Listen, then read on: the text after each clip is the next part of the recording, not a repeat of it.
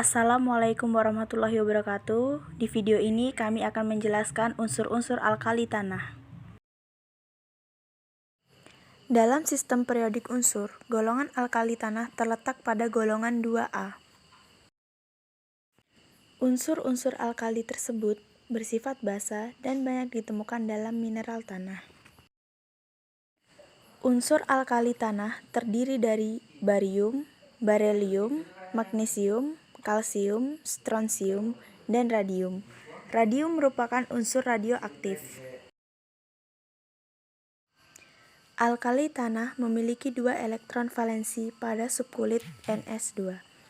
Karena elektron valensinya 2, untuk mencapai kestabilan, maka golongan alkali tanah atau golongan 2A akan cenderung melepaskan 2 elektron untuk membentuk ion positif. Contohnya Mg2+, Ca2+.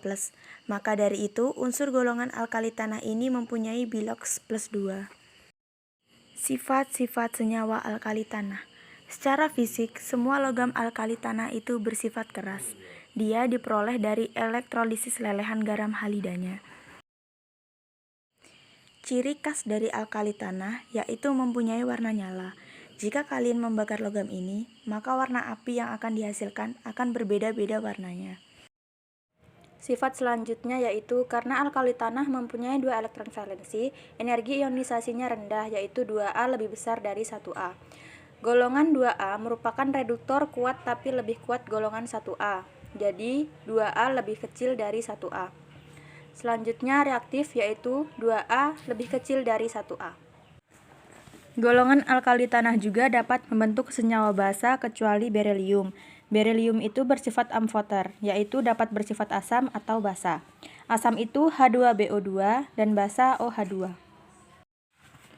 Jari-jari atom dari atas ke bawah itu semakin membesar, menyebabkan kereaktifannya semakin bertambah, dan energi ionisasinya semakin kecil. Maka dari itu, semakin mudah melepaskan elektron, dan menyebabkan pH-nya semakin bertambah.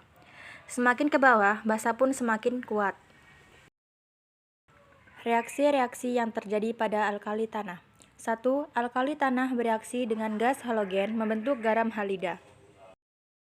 2. Alkali tanah dapat bereaksi dengan air membentuk basa dan gas hidrogen, kecuali ketentuan Be tidak bereaksi dengan air.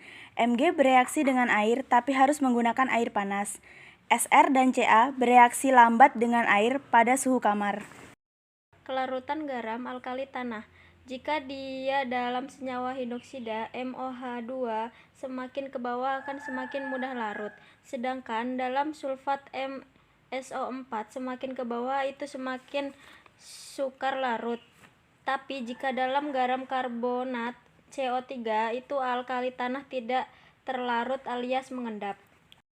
Penggunaan alkali tanah dalam kehidupan sehari-hari. Kegunaan berelium. 1. Paduan logam agar lebih kuat tapi ringan, misal kemudi pesawat jet. 2. Kaca dari sinar X karena dapat mentransmisikan sinar X lebih baik dari aluminium. Kegunaan magnesium. 1. Magnesium paduan dari Mg, Al, dan Cu untuk konstruksi pesawat terbang. 2. MgSO atau garam Inggris digunakan sebagai obat pencahar. 3. MgOH2 dikenal dengan nama bubur magnesia, berguna untuk antasida, obat MAH. 4. MgO untuk melapisi tungku karena titik lelehnya yang tinggi. 5. Kembang api. Kegunaan kalsium. 1. Banyak terkandung dalam susu, merupakan unsur penting pada tulang, gigi, dedaunan. 2. CaSO4 atau gipsum untuk pembuatan cetakan alat keramik perekat. 3. CaO atau kapur tohor untuk menyerap air karena sifatnya yang higroskopis. 4. CaOH2 dikenal dengan nama air kapur, digunakan untuk menetralkan keasaman. 5. CaC2 dikenal dengan nama karbid, digunakan untuk menghasilkan gas asetilena dan dimanfaatkan untuk proses pengelasan. Kegunaan strontium yaitu senyawa untuk kembang api. Kegunaan barium. 1. BaSO4 mampu menyerap sinar X sehingga digunakan memeriksa saluran pencernaan pasien. Bahan cat berwarna putih. 2. Kembang api. Sekian video penjelasan dari kelompok kami. Kami akhiri. Wassalamualaikum warahmatullahi wabarakatuh. Thank you.